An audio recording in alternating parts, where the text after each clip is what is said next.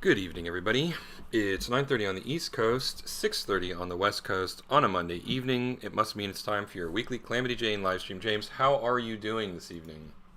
I'm doing well. How are you this evening? I'm surviving, man. Surviving. Thanksgiving is done.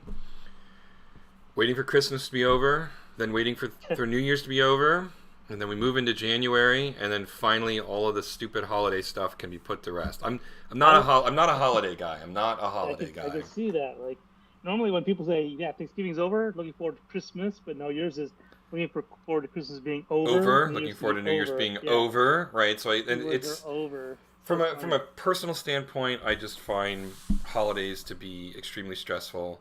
Hmm. From a professional standpoint, they're a nightmare as well because people are in and out as they take different vacations over the course of the month. And, Hmm. I burned through the last of my PTO back in October. And so I'm the only one who you can count on being there every day we don't have off over Christmas, right? Hmm. Hmm. And my company, like a lot of companies these days, just give the entire week between Christmas and New Year's off. My company does not. So I will be working the week between Christmas and New Year's. But Gotcha. my thing is that was always fun for me back. That was like one of the few benefits of working in a corporate office Hmm. when they wouldn't give those days off. You would go, and 90% of everybody took those days off, Hmm. and I didn't. So I'd go in, right? And it was just like me and two other people. And then be like, "Yeah, Ghost Town." Yeah, and you just get to have fun. I mean, I don't remember if you were there or if you helped us or not. Do you remember when we pulled that prank on Nathan, our No, mutual I heard about friend? this. But you heard I about heard it about though. this. Yes. That was a we have nothing to do in the week between Christmas and New Year's prank. So it was Yes, I unbelievably heard. elaborate. And we'll talk That about was that. legendary. It's a great thing to Yeah. talk about. But why don't you? What are we talking about on the animation side this week? Oh, sure. Well, actually, okay, I'll share my screen. Hang on a sec here. All right. As you can see, we have a blank canvas today. Ooh. The reason why is because yesterday when we do our off stream, our off meeting type stuff, we talked about a tweet about having struggled, in our tweets, and I don't know whether there's a way we can kind of throw it over to that or not, but in our tweets, in our three tweet stories we do every week, yesterday we did one featuring Dry Gulp Gorge, the town, being blanketed in snow, right? Mm-hmm. Mm-hmm. So there's a whole story to that, so you can go read that. You're spoiling it. It hasn't. None of Yeah, those I tweets have know, come yeah. out yet. Like the first one comes out on Oh, that's Tuesday. true. Yes, we scheduled those. Yes, yeah. So I'm doing a terrible job of talking That's about fine. our. That's fine. People will most likely watch this and not read the Yeah, tweets, yeah. or not read the tweets and not watch this, or any combination of not watching or reading. But pretend that they're Okay. already out All there. right. Pretend that All you could right. read them. Either way, it works. It goes hand in hand because I wanted to do a villain that is centered around the snow theme Mm-hmm. tonight. So I was thinking about doing like kind of like a throwback to Captain Cold, Mister Freeze.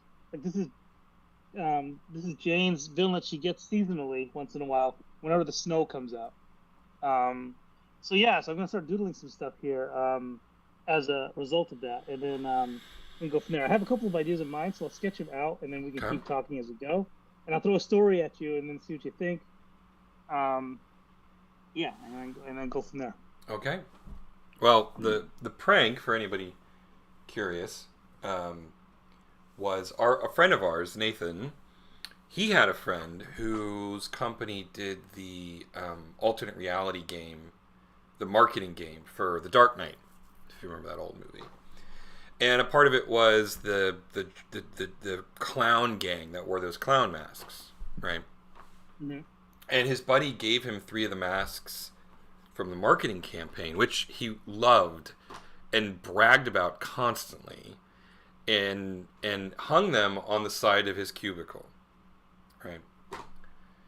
And so he goes off for break. He takes like a long break, and me and Jeff Jones and Kendall and I think Dan Frankenberger might have helped too. I don't remember.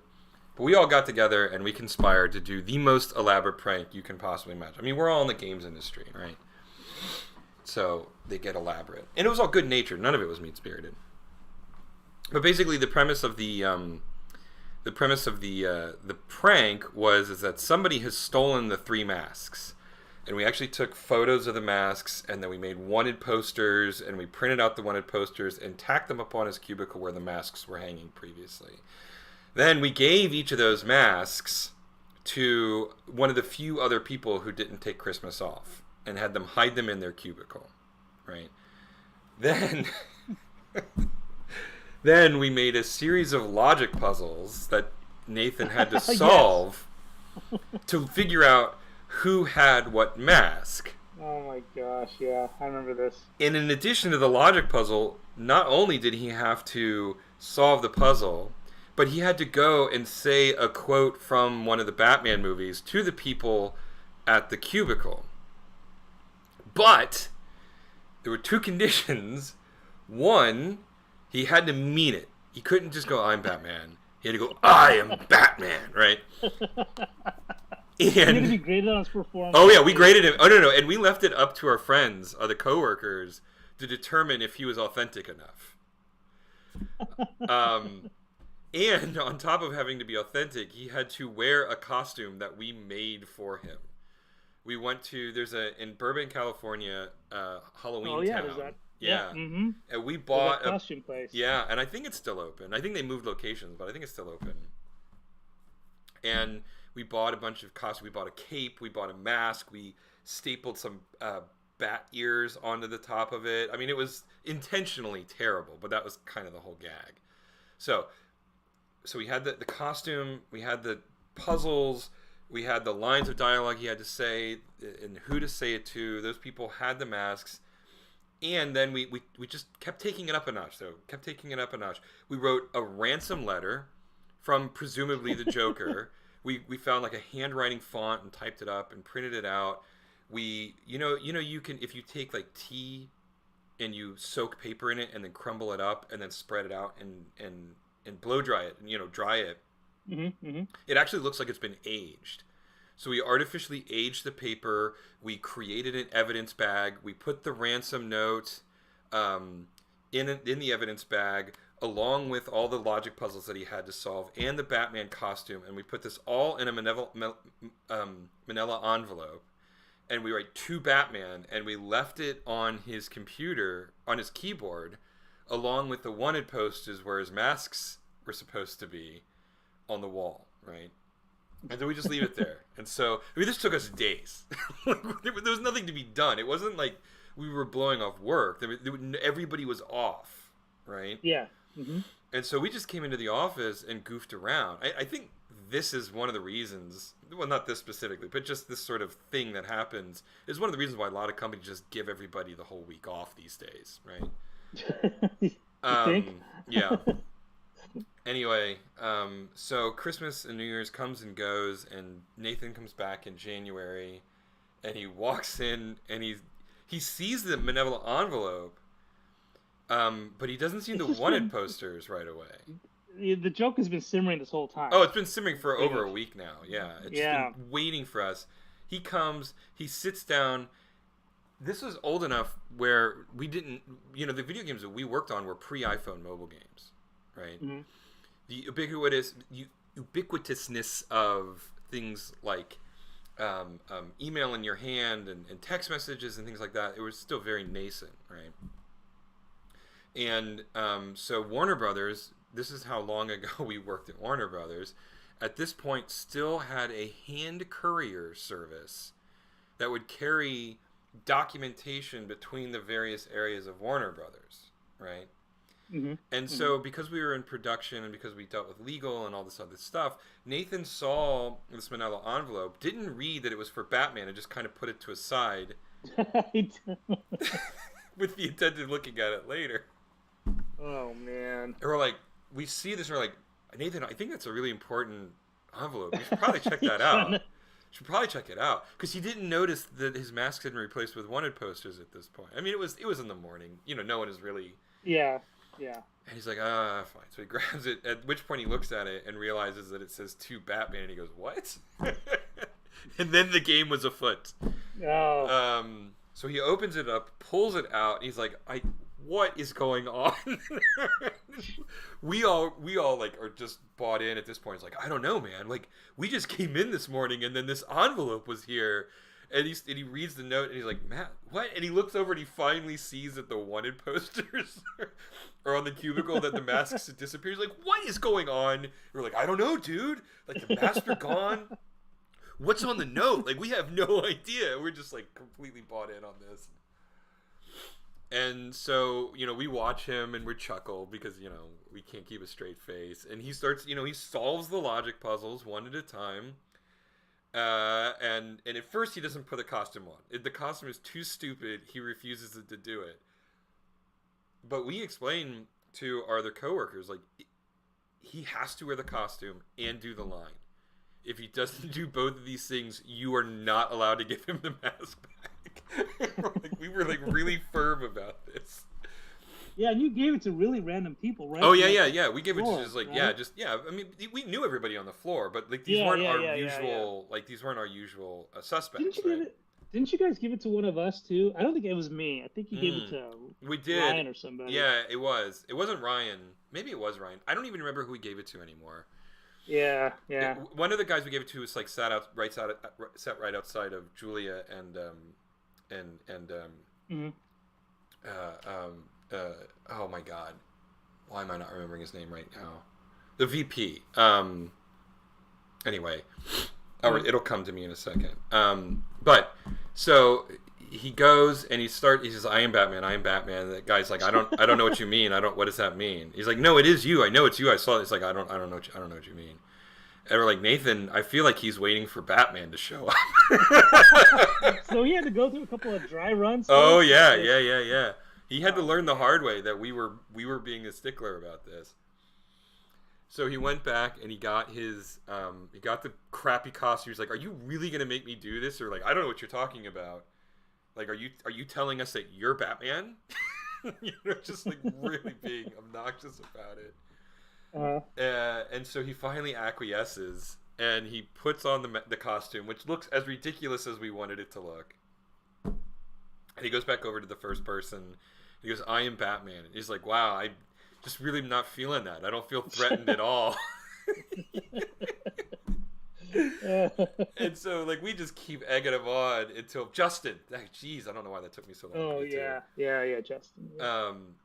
We just keep egging him on until he finally like commits to it and goes, I am Batman. He's like, oh, okay, here you go. Gives him the mask, no fuss, no foul. Oh my gosh. And Justin sees this from his office. The vice president of our department sees this and goes, what's going on? And we're like, oh, we didn't think about this when we get to this guy. And so we kind of explained to him, just like, that is hilarious. And begins to follow us around as Nathan continues to solve the puzzles. And we eventually, like, build a posse of people who are following us around the office as Nathan goes to these different cubes in his ridiculous costume, saying lines. Saying lines from the different Batman movies. And eventually he solves all three puzzles and gets his masks back, and like that, that was it. Like that was the end game, right? Like there wasn't a denouement or anything like that. But it was so funny. Just everybody got so into it. The people that we gave the masks to got into it. Everybody who worked on it, who made it a reality, like we've really invested a lot of time in this. All the people who kind of figured out what was going on and started following Nathan around to see what happened next. Like it really was sort of a community thing. Like the whole floor really got into it. Unfortunately for Nathan. That's hilarious. It's funny. It actually it felt like it kind of got more fleshed out as the joke went on. Oh my God! Yeah, no, exactly. Like we just sort of like, we should just hide these masks with people, and like make him try to find them. But then as we kept brainstorming, it just kept getting more and more complicated.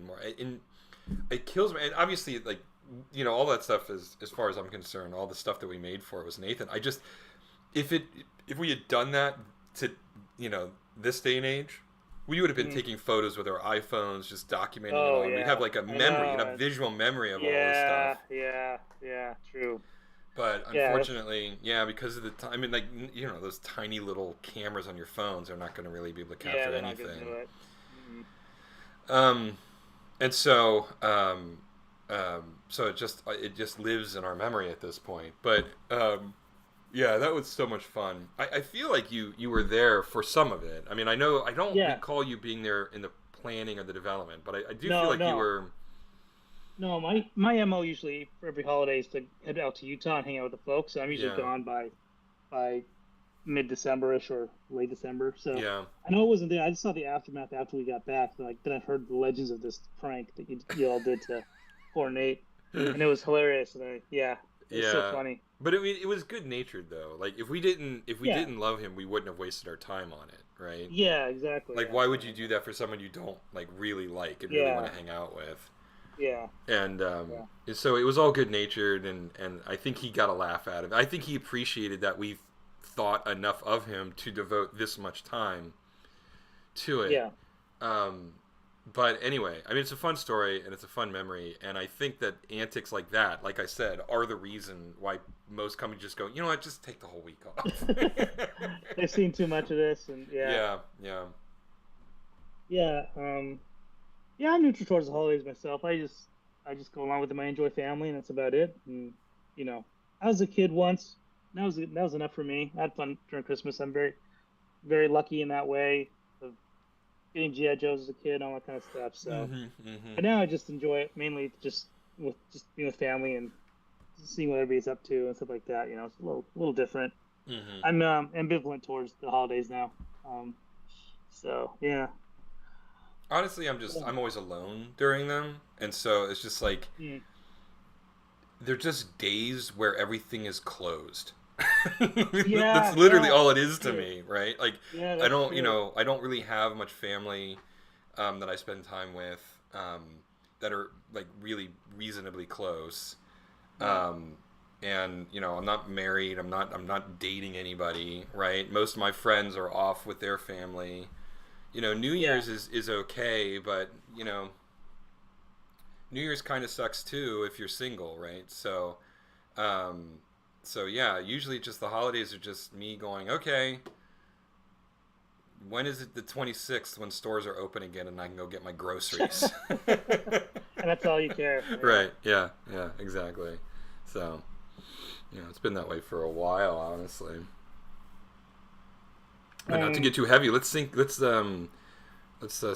up with what you're doing. Check in on what you're doing.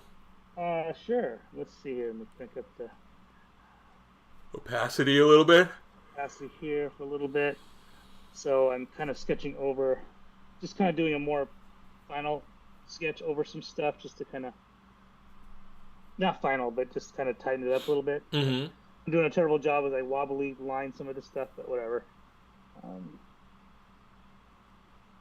okay, so here's my idea. Here's some ideas for this situation in Dry Gulp Gorge. Uh huh. We have a version of what I want to call Captain Cold or Mr. Freeze. We have this jaded elf here on the left. Okay. He's a jaded elf from a pole of unknown origin. They don't know where this elf came from, but it's an elf that throws snowballs at everybody and hucks them all the time. Whenever snow's on the ground, hucks them at people, and Okay. it's sort of like a jaded, almost like a. It's sort of like a kind of the same DNA as the animator a little bit. Mm-hmm. Kind of like that jaded kind of like hates the seasons, hates snow, but loves to use it as a weapon. The one here on the right side is I would call Captain Cube, which is just a walking ice tree that shoots out ice cubes. But he does like one of these, right? Like he's Yes, yes, like exactly, Iron Man's exactly. repulsor beam, Yes, right? Yeah, yes, but it's yes, just like ice cubes yes. pop out. And he only has 1, 2, 3, 4, 5, 10 shots. And that's Yeah, it. Then he's yeah. done. And then he's done, and then he's like, Then oh, he's and he done. goes like run and find a body of water to jump Yeah. into. Then he has to go and get more ice and pack it Yeah. into his tray. Yeah. And then wait for it to freeze again. But then he can go back out and. So yeah, these are the two. And then he kind of waddles around. But yeah, one of these two. I don't even know if we want to use both or whatever. But anyways, yeah, these are just two ideas I was kind of thinking about yesterday as we were just kind of doing our tweet stories. Yeah. So there you go. They're both thoroughly ridiculous. I do love the idea that like every Christmas episode involves one of these two, and Calamity, like when the festivities start, she's like, oh no, not I know what this is going to lead to. Can we just not celebrate? Because if we celebrate it, they're going to show up. The only reason you show up is because we put artificial snow all over the town. If we didn't do that, they wouldn't show. And then like they show up, and she's like, okay, I guess we're going to do this again. This is great because see, like the whole town says, oh, there's only one day in the year where we can actually relax and put your feet up. Nothing ever happens in the town. We just enjoy the snow. Right. So Calamity's like, oh wow, that's awesome. I can finally get chill and not worry about a thing, not be stressed out. And then lo and behold, these one of these two or both of these two, I don't know. I don't know. Maybe the scale is wrong on this. Maybe the cube man is like actually the actual size of an ice tray.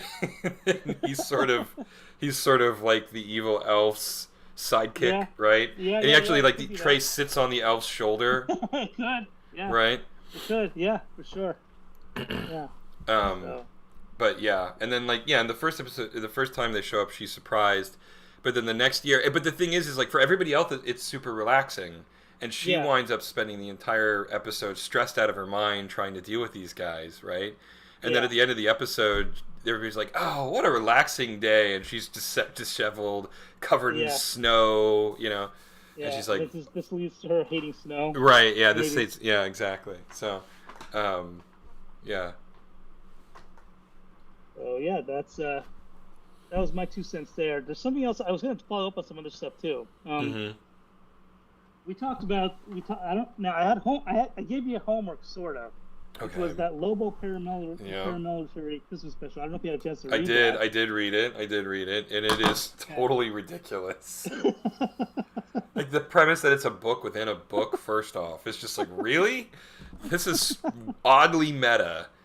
Yeah. Yeah. And or like reverse meta. It's like almost recursive. It's like in the other direction. Yeah. And then like the idea that Santa Claus is actually just some 2-bit gangster thug who does charity work once a year, and that's why he stays in the good graces of everybody. Yeah. Not only that, but then all the holiday characters are in it for themselves. And they hire Lobo to take out the big man. Yeah. It's a underrated to me, an underrated story in the lore of Lobo. It's like right up there, like Hall of Fame stuff. Yeah, there's so many weird shots of Lobo cutting off Santa Claus's head. It's just like okay. I mean, they work over over the course of the issue. They spend a lot of time making sure that the reader knows that Santa Claus is a villain. Like, it's not... Lobo's not murdering Jolly St. Nick. He's murdering Chris the Crusher Kringle, right? Like, that's the whole... Yeah. That's the whole gimmick. But yeah, no, it's hilarious. Lobo is such a ridiculous character. Yeah, I mean, he's pretty much he's the anti-hero Superman, at this point. I don't even know if he has a weakness or not. I don't know. No, I mean, there was oddly zero stakes. Because like he at no point was at any risk of being injured. Oh, Lobo? Yeah, he never is. Well, no, that's the hilarious thing is that's why it's so silly, right? Because like that nothing is going to happen to him, and so you just kind of go along for the ride of him massacring all of his enemies. Yeah. I don't know whether it's the same thing. Like we look at modern cartoons. Like the one guy I could compare it to is maybe. One Punch Man, maybe. I don't know a lot about it. I know the premise is that he's like this master martial artist who's always looking for someone who can meet his skill, right? Yeah, and the 3 episodes I got into, I kind of got bored because it didn't seem like he was going to ever run into any real challenge. I don't know anything about it if he ever does. Yeah. The other character I can think of is Luffy or Luffy from One Piece. The pirate show. Yeah. He seems like he's pretty invincible. But anyways, yes. Yeah. Well, it's it's silly. I don't know that much about Lobo. Is he like a space vampire? Like what is he? Exactly. That's the whole point. Is we don't know what he really is. He's pretty much Space Wolverine. Is pretty Uh-huh. much what you could say. That's how I But he's always got kind of refer to him. vampire fangs, though. Yeah. Yeah, he does. I But mean, he I've was born never. that. Yeah. He's born that way. Like, yeah, like I remember Yeah. reading issues of Baby Lobo, and he's just a jackass even as a baby. Like, he was just born that way. He's just a Hmm. red eyes, fangs. Yeah, I mean, I it's know, just I know of Lobo, right? I mean, you can't read comics and not at least have some passing familiarity with the character. But I never really read much Lobo, so I don't have a lot of exposure to him outside mhm. of the sort of the you know the occasional reference and occasionally appear in video games like Injustice 2 or whatever. Yeah. Um, yeah. I mean, that's what you read in that Military Christmas is every issue of Lobo, pretty much. Just someone Just hires him to murder people, yeah, and that's yeah, basically and it. that's it. That's it. And it's amazing that Alan Grant, as a writer, like he wrote a long stint for Lobo. It's Hmm. amazing how much mileage he got out of just that simple premise. I have like at least I have a good couple years worth of Lobo. When he got his own series, I have his limited series, in my comic book collection, Hmm. But Hmm. it's all the same. It's just him running around and yeah, murdering people, pretty much, just doing assassin for hire stuff. But no, that was in So the late '80s, right? Late '80s, early yeah, late '90s. '80s, '90s, yeah, Yeah. yeah, I mean, by this point, the comics code authorities' back had been broken largely, but even still, I was impressed with the degree of violence. Um, oh yeah, but yeah, this is also the strange, the oddly puritanical aspects of American culture, because we don't shy away from showing just horribly graphic scenes of violence in this comic yeah. book, But when it but comes to nobody curses. Like it's all yeah, it's all yeah, made up curse words. And it's yeah, just like no, it's it's so really bizarre. It's so weird the taboos yeah, of this country. yeah, absolutely. It's really strange that, and also, uh, yeah, you pretty much summed it up. It's weird how there's a walking conflicting morality thing going on with comics. Yeah. Mhm. Mhm. See, like you said, seeing Santa Kris Kringle's head getting chopped off in 5 different angles was, and it's pretty clear what's going on. Yeah, I mean it's not ambiguous. It's not like in silhouette, No, right? I mean it's not, it's close up full splash page depictions of yeah, Lobo taking it to Santa uh, Claus or yeah, yeah. Simon Bisley, who's really he kind of put his stake in two iconic characters. He did it with Lobo, and he Mhm. also did it, I believe, with Judge Dredd. He did that. He was Mm. the same artist that did Judge Dredd.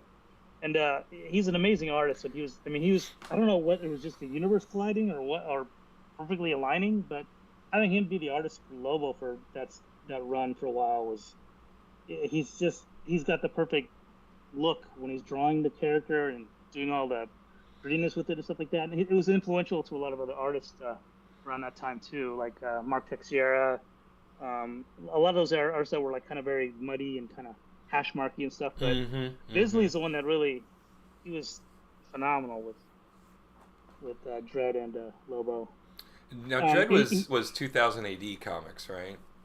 I think so. I can't remember which. I only had a few Dread comic books, but he was an artist for that too, and he would paint covers and stuff. He was a painter too. He was an Mm. oil painter and stuff. Like he was Hmm. prolific. There was an issue where there was a one shot they released with Batman and versus Judge Dredd. I remember that. Bisley, Yeah. Yeah, yeah, yeah, yeah. yeah. Again, really wonderfully rendered. And seeing Batman in Bisley's version of Batman was pretty cool. So it was kind of neat to see. Yeah, yeah. I've got the same sort of fanboy moment. Mike Mignola did Hmm. a Hellboy meets Batman, and Hmm. it was great. And actually, a character that you really like, Starman, was in it. The second iteration of Oh yeah, Starman. Yeah, that's awesome. yeah, Well, Jack was in it, huh? yeah, yeah. Jack, yeah. Yeah. I mean, Mignola is perfect for Batman too because of the heavy blacks that he uses and Oh stuff yeah, the like high that, and the contrast stuff shadows. and the I mean, yeah. yeah, he would have been awesome. I don't know if I saw those issues. I may have had that. I may have saw them, but I yeah, mean, I don't they're know. weird crossover. Well, I don't know what that was. They're weird crossover deals, right? Because Hellboy is Dark Horse, Yeah, and Starman and Batman are both DC. So it's weird um, they brought in Starman. He wasn't. He was never. Yeah, I don't even think he got a B status for heroes. Like he was kind of a mhm. really far outsider character, only because of again, the writer James Robinson really came to the forefront. I feel like, Yeah, did a really yes, interesting job with him. Yeah.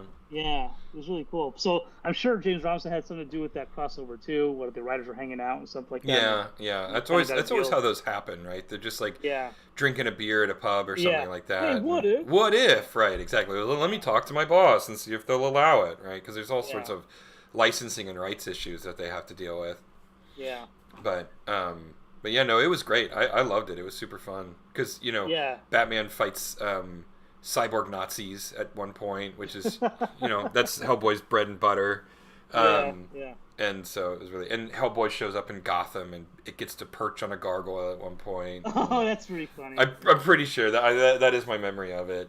I haven't read it in a long time. I've got it in one of my comic boxes over there. I need to like bust it out and see if I can find it again. Mm.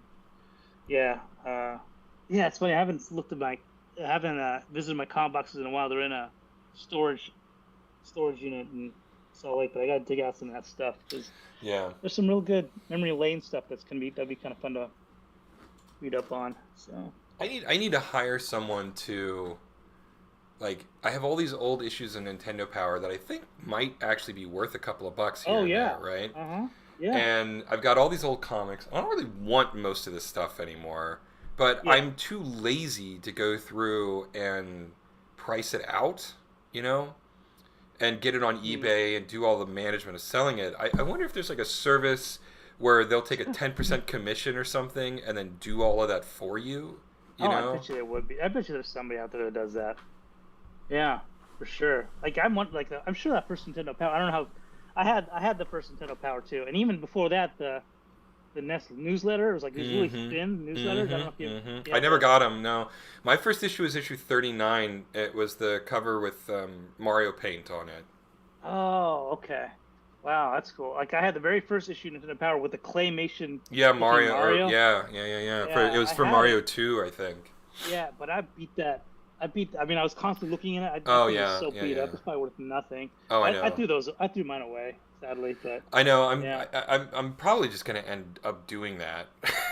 Like I'm just too yeah. lazy, or You should. just take it to any collectors and like give me whatever you want for it, and just like Yeah. you're gonna make money on it, and that's fine. Because Now he's honestly, getting it's cool. only one or two issues that are actually worth any amount of money. I've done some initial pricing, like, and a vast majority of the issues in mint condition with none of the posters removed or anything like that usually sell for about $16, Yeah, which is you're right on the money. which Yeah. is good. But Hmm. none of my issues are in mint condition, and none of them have their posters anymore, right? Yeah. And so I could probably get $1 or $2 for them, right? And so I have like That's fair. I still have about 60 issues because they did like 250 issues ultimately. Hmm. So I think I still have about 60 issues, but given the state that they're in, I probably am only going to get like $60 at most. Which I guess is a bill, but that's ultimately what I'm going to do. I'm just going to take them to one of those collector shops that buys that kind of stuff and go, here, just give me what you want for them. Yeah. I just while you were talking, I just kind of started looking it up. But yeah, you're pretty much on the nose with the pricing for the Mario Paint Nintendo Power is like $15 or something. Yeah, but And that's probably mint though, yeah, right? Like that's that's mint. Yeah. yeah. So, and mine Yeah. definitely are not mint. So, um, yeah. So I'll like I said, I'm gonna move out of my current place at the end of the lease, but that's not for a year from now. And um, and I'm gonna do another purge. Human beings tend to just collect things over time, Yeah. We tend to do that. Yeah. and I have since I moved back to Atlanta started collecting things again, and it's about time I do another purge. So I've got all these, and these I actually will take the time to do. I'm probably going to get rid of them, which will break my heart because they're really, really cool, but I'm just tired of lugging them around. Mhm. I've got all of Mhm. these Hellboy action figures, appropriately enough, Mhm. done by Mezco, or I don't remember the toy maker anymore. But they're highly articulated, right? They've got every major joint is articulated, including their hips, so they're really highly posable, and they're Mhm. all inspired by Mike Mignola's art. Okay. So right? they're all. Well, So they all that's look interesting like because 3D renderings of Mignola's versions of his characters. and it's weird though because if you don't have the shadows, how do you make it look like his stuff? Like It's everything's just really really cool. They blocky. actually, yeah, they hand paint different sections of it, and Oh, the that's cool. shape is all very blocky and stuff. Okay. I don't have All any right. out here. They're all in my storage unit. And I was looking at them today or a couple days ago because I was digging something out of there, and they're Mm-hmm. so cool. But I always fantasized when I bought them, and I bought them when we were still working at Warner Brothers together. You've seen them; they were in my Mm-hmm. cubicle at Yeah. Warner Brothers. Yeah. You have I, a good collection of. You have all kinds of cool stuff. yeah, So I know, and I'm tired of lugging it around, honestly. yeah. Back in the day, I always fantasized about one day owning a house that I could put all the stuff in and like have Yeah. a Display room. it. And Mm-hmm. I owned a house, and then I realized, oh, the idea of having a room just for your toys is a rich person's fantasy. That's not a normal human being fantasy. And so Yeah. they've always just kind of stayed because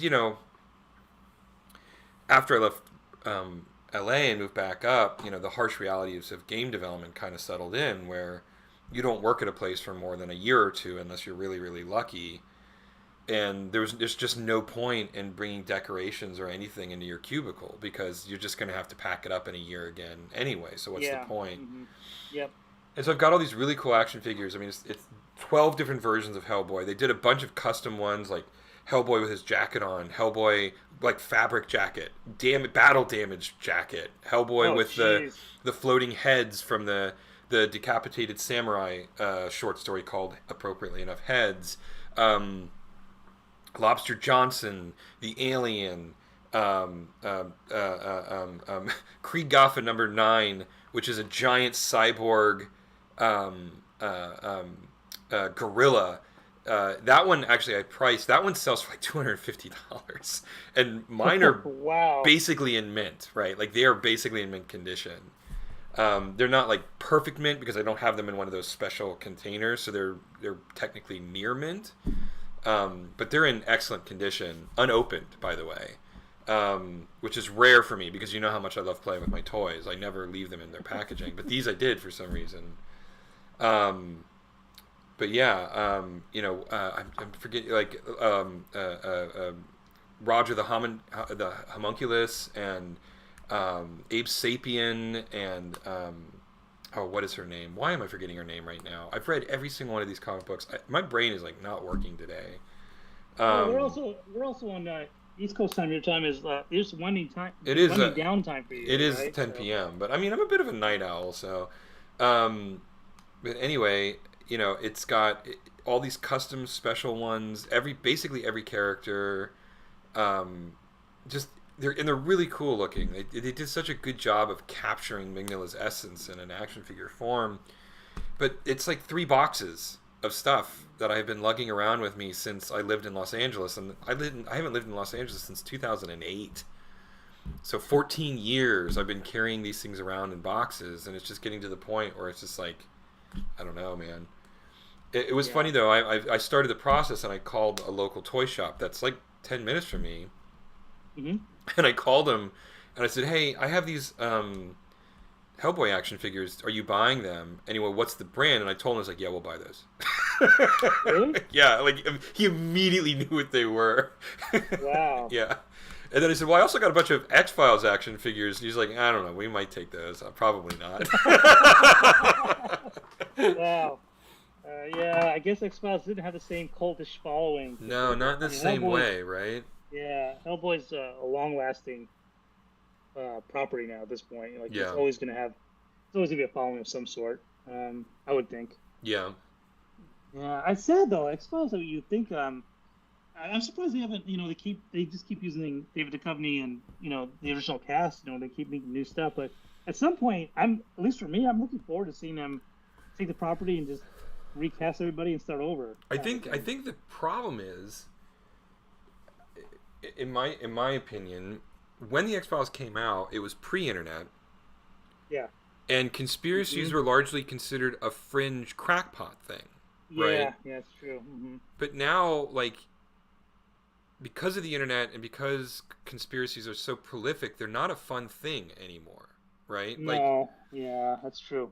Like so. I mean, I think the classic example, the one that was I was like, ooh, I guess I don't know that this formula works anymore, is when Mulder was actually arguing that chemtrails are real, right? Mm-hmm. And you're Mm-hmm. like, yeah, but this has been so fundamentally debunked and deproven.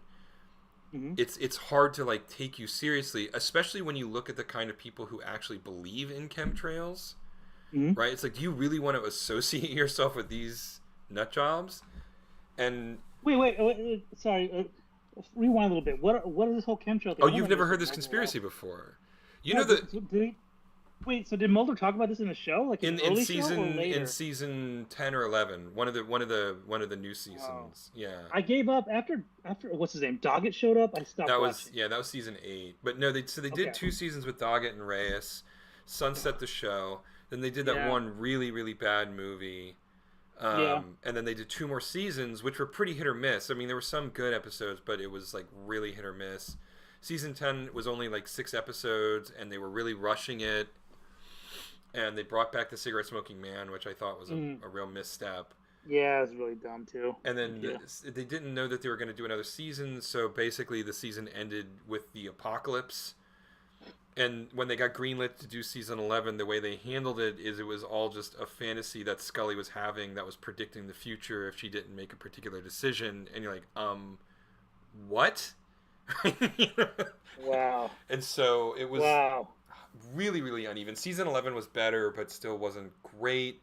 I didn't even watch the last episode. To this day, I've never seen the last episode of season 11 because I was going to watch it, and everybody I know, friends who like love the show as much as I do, friends who are just kind of mildly interested in it, reviewers, everybody said like, don't watch this if you like the X-Files because it will ruin your opinion of the X-Files.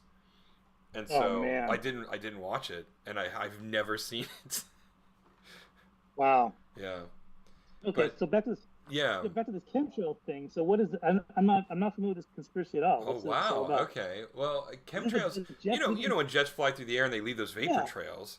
Yeah, Well, yeah. crackpots go. That's actually not vapor. Those are chemicals being, Oh.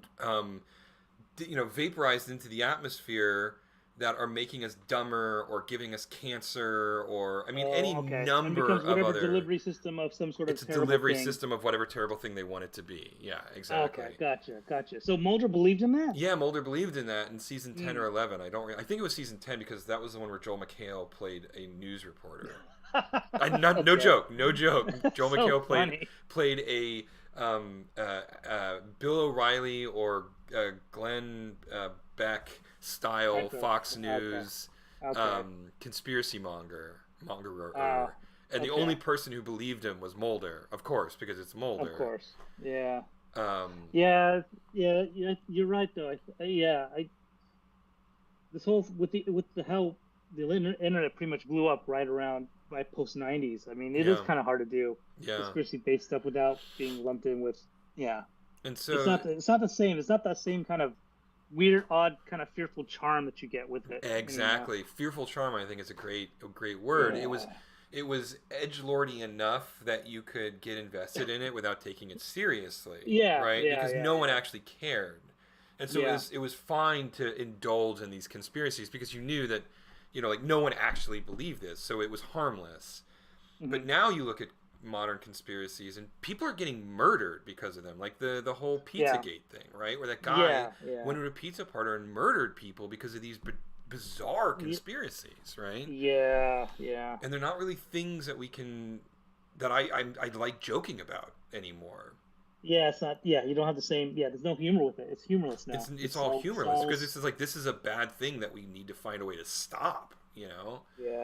And a lot of it has to do with the proliferation of social media and things of that nature. Yeah. And we as a human race are trying to figure that out right now. exactly. And what so do we do with it? Exactly. And so, when those 2 seasons when they just stuck with alien invasions and like kind of creepy character stuff. Yeah. Especially like season 10 and 11 both had phenomenal episodes with Skinner. Just really, really great episodes. And then Darren Morgan, who is just an unbelievably good writer, who's written some of the funniest episodes of The X-Files. He wrote 2 episodes, one for season 10, one for season 11, that were both easily the best episodes of the season. Um, like the first one was Mulder and Scully meet the Were Monster, which was hilarious, and it had Rhys Darby in it. It had Kumail Nanjiani in it. It had all these like hysterically funny people in it. And then season 11 had the lost art of eyebrow or forehead sweat. I don't remember the exact title, but it was a whole episode that was basically parodying the Mandela effect, where it's this collective misremembering of a fact kind of thing. And it's phenomenal. I mean, they're both excellent episodes. So there were a couple of like, yeah, okay, cool, these are good ones, but overall they were just really uneven, and I'm not sad that they're not doing any more of them, honestly. Well, you've talked me into not looking forward to the new one either. I'll give you like the episodes that are worth watching, but it's like 4 episodes of like almost 20 episodes, so yeah, it's like 4. I'd say it's like 6 or 8, honestly. Actually, there was a phenomenal episode. I don't remember. I think it was season 11. There was no dialogue at all. I mean, very little dialogue. Oh, I may have seen that one. That one was great. Basically the premise is AI run amok, and it was sort of this black comedy where Mulder and Scully visit a sushi restaurant that's entirely manned by robots and AI, and Mulder doesn't tip enough, or he doesn't tip at all because it's just robots, and the robots proceed to like hunt them down over the course of the episode, and the way the conflict is resolved, and whatever spoilers, Mulder just finally gives the appropriate tip. But it's actually kind of scary, and it's really interesting because there's almost no dialogue whatsoever, and it's funny. It's a really great episode, and when the X-Files started experimenting that way, that's when it got really, really good, And that was a great episode. And then both of the Skinner episodes are excellent. And then both of the Darren Morgan episodes are excellent. And then a few of the Alien Conspiracy episodes are good too. So I'd say maybe between the 2 seasons, there's maybe 8 to 10 good episodes actually. So okay, yeah. Well, if I ever go back, I mean, I just haven't had any interest in going back to the X-Files. I guess because of just the way it sort of ended and sort of kind of like you're saying, it just didn't have the same. They could never get that lightning in the bottle like they did with the first 4 or 5 seasons. The funny thing is like a lot of those '90s TV shows, the earlier seasons are hard to watch at this point. Because they don't hold up. No, they don't. There's incredibly low budget. The writing is still very rudimentary. I mean, in season 1, I can probably pick out, I'd say 5 episodes of 25 that are probably still really worth watching again. Maybe more than 5, but less than 10, I would argue. Season 2, it gets better because they finally had a budget and they kind of figured out what the show was. Season 3 and season 4 and 5, honestly, 3, 4, and 5 to me that's when the X-Files was at its peak, right? That's when the series is really just phenomenal, and then the movie is okay, but then starting in God, I know too much about this show. Anyway, starting in season 6, they moved production to Los Angeles, and just the whole tenor of the show, the whole feel of the show kind of shifted. And season 6 was still good, but then starting with season 7, it was starting to get a little long in the tooth. And then season 8 or 9, they just didn't know what to do with the show anymore. And then they did the movie, which was the second movie, which was not good. And then again, we just spent like a half hour talking about how uneven seasons 10 and 11 were. So anyway, good Lord, I don't know why people let me open my mouth. This is what always happens. I will just go down some rabbit hole, and then it's just. We get you into fanboy mode, or me too. I do that sometimes too. I mean, it's just that's the nature of being a fan. But I mean, the thing about the X-Files was I grew up with that show. It premiered in '93. It went off the air in 2001. So I was 12 years old. So I was in middle school when that show premiered. Yeah. So I watched it all through middle school, all through high school, into college. right? Mm-hmm. And then, you know, as an adult, I came back to it with the last 2 seasons, and it was a formative show for me. And maybe we'll end on this, but like one more anecdote from my personal life. Do you remember Snick on Nickelodeon?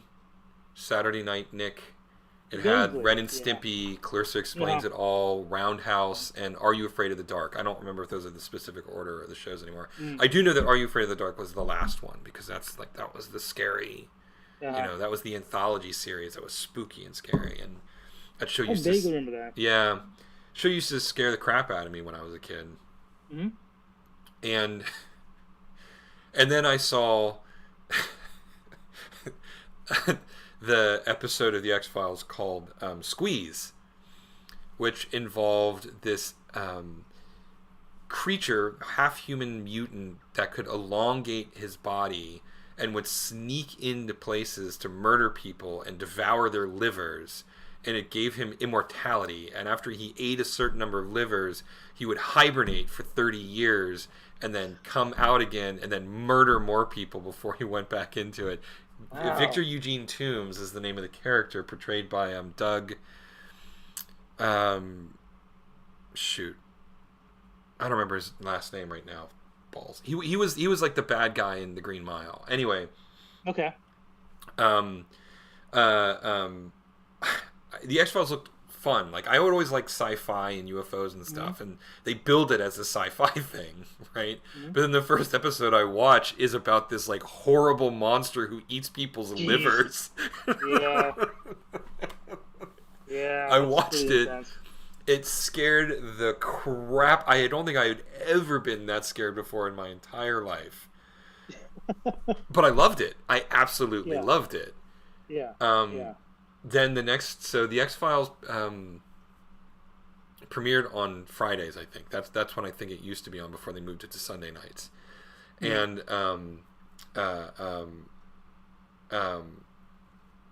I watched it, and then the next night it was Snick again. And I was so excited about Are You Afraid of the Dark? And I watched Are You Afraid of the Dark, and it wasn't scary at all.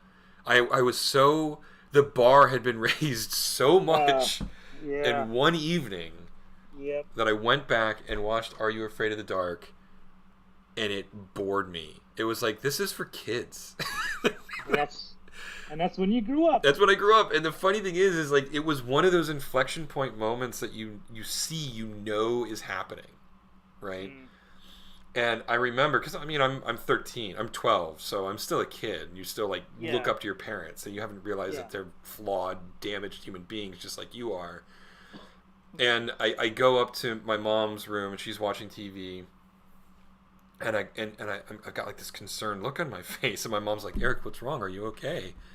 And I go, "Yeah, I watched Are You Afraid of the Dark?" And my mom was like, "Was it too scary? Or do you need to like come in bed?" She was like, No, Mom, I think I've grown up." And she went, "What do you mean?" And I was like, "Well, I watched this show called The X-Files yesterday, and then it was scary, and then I watched Are You Afraid of the Dark tonight, and it didn't scare me at all."